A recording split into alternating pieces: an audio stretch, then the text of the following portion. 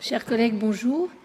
Eh bien, je me souviens d'un mardi, il y a un peu plus d'une année, où un vent de panique a soufflé, car il était question d'arrêter les bloqueurs d'USRA chez tout le monde, et en raison d'une suspicion d'aggravation des problèmes en cas d'infection Covid. Donc là, on veut vous servir une sorte d'épilogue, car une grande étude est parue dans JAMA qui associe les outcomes cliniques avec la prise des bloqueurs d'USRA chez les patients qui sont infectés par le Covid-19. Juste le fondement de l'étude, donc on sait déjà que les patients atteints de Covid-19 sévère avec une hypertension et un diabète de type 2 ont un risque accru de problématiques respiratoires et de décès. On plante le décor. On sait aussi que le virus, le SARS-CoV-2, pénètre dans les cellules hôtes, les pneumocytes, en utilisant comme porte d'entrée la protéine de l'enzyme de conversion de l'angiotensine de ACE2. Et on sait que cette expression cellulaire de ACE2 peut être également augmentée dans certaines pathologies, par exemple chez les patients diabétiques qui reçoivent des bloqueurs d'USRA. Et la question s'est posée, est-ce que cela augmenterait la virulence de l'infection ? On sait aussi que l'arrêt brusque des bloqueurs d'USRA ou leur remplacement par une autre molécule peut aggraver l'état des patients chez qui cette classe est utile, ça a été montré. Et enfin, est-ce que la prise des bloqueurs d'USRA, soit les IOCA et les ARTAN, pourrait augmenter les préjudices et les complications chez les patients avec une infection à Covid-19 ? Donc on connaît bien l'enzyme de conversion de l'angiotensine de nos études, toujours présentées dans les congrès, qui est bloquée par les ACE inhibiteurs et qui va donc promouvoir la formation d'angiotensine 2, le peptide qui est vasoconstricteur, qui fait retenir du sel, qui fait du remodelage. Et on a l'ACE2 qui, elle, dégrade l'angiotensine 2 en angiotensine 1,7 et qui va réduire la vasoconstriction et les effets délétères de l'angiotensine 2.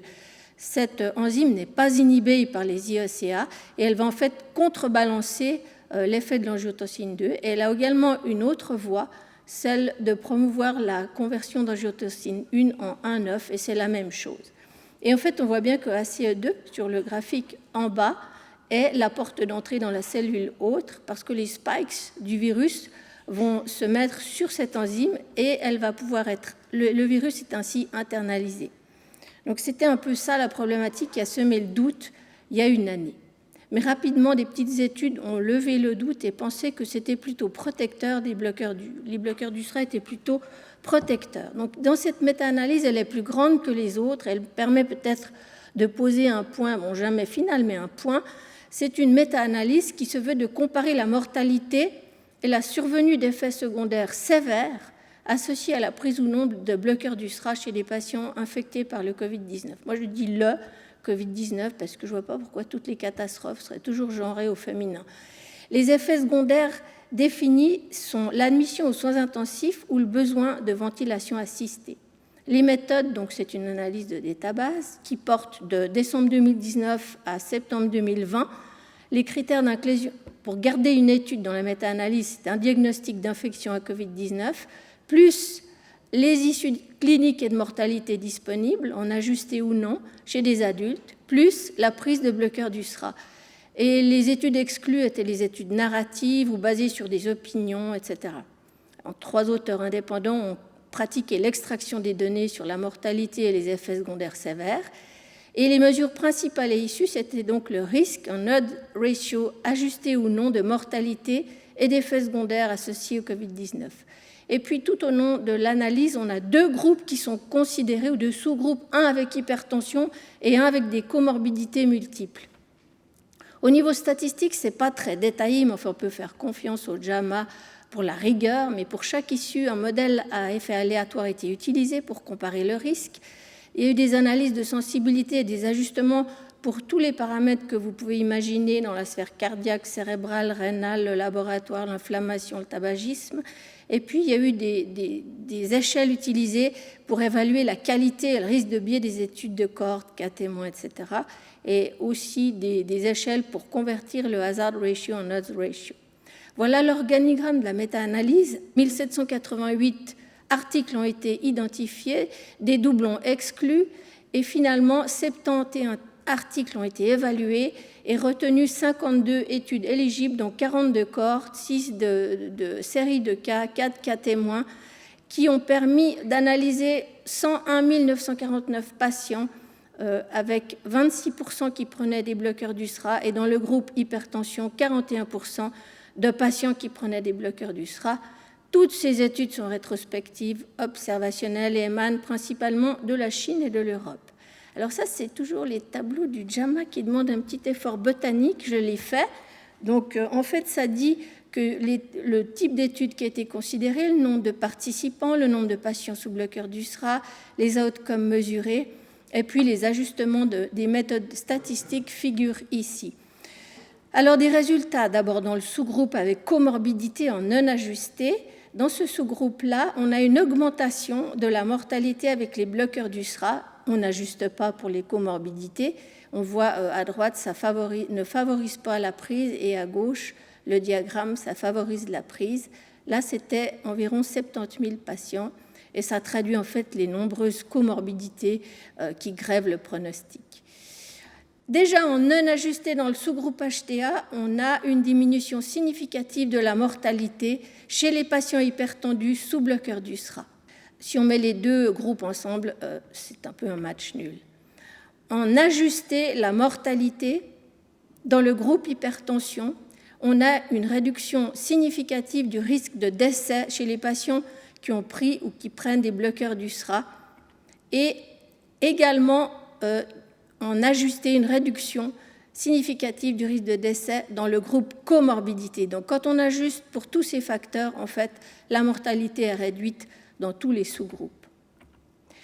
Pour les effets secondaires sévères, je rappelle intubation, soins intensifs, là, en non ajusté, on a une augmentation des effets secondaires sévères sous bloqueur d'USRA dans le groupe comorbidité.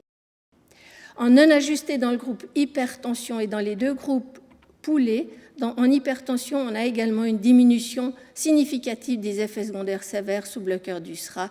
Puis si on poule les deux, on a aussi une sorte de match nul.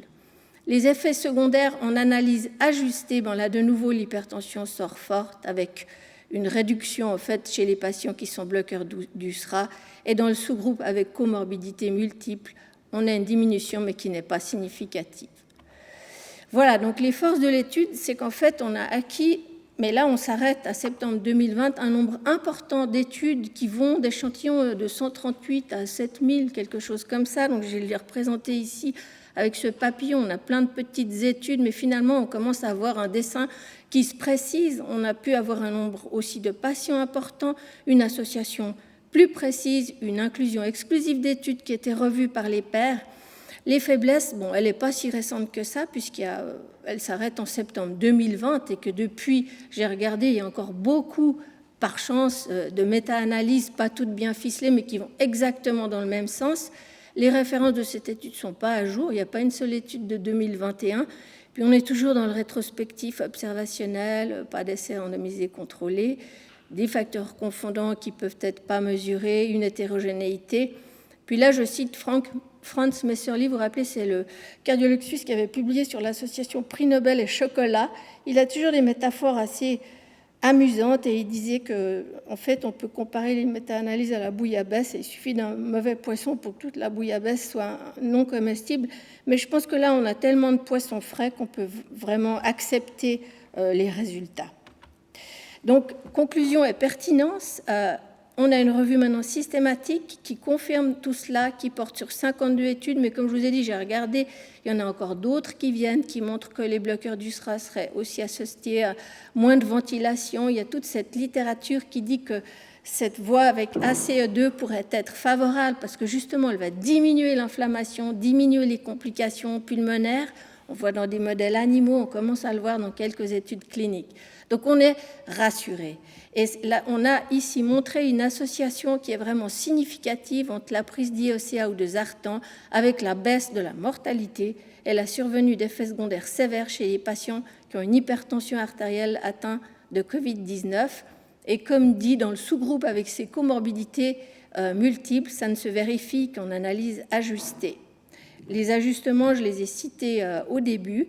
Et en fait, ces données renforcent, par chance, heureusement, le message des sociétés savantes qui avait été émis déjà dès mars 2020. Toutes les sociétés de cardiologie européennes, américaines, internationales, d'hypertension, de soins intensifs émettaient cette recommandation. On n'arrête pas les bloqueurs du SRA en cas de Covid-19, sauf évidemment si le patient est en choc, il n'y a plus de tension, mais sinon, si l'indication reste même en soins.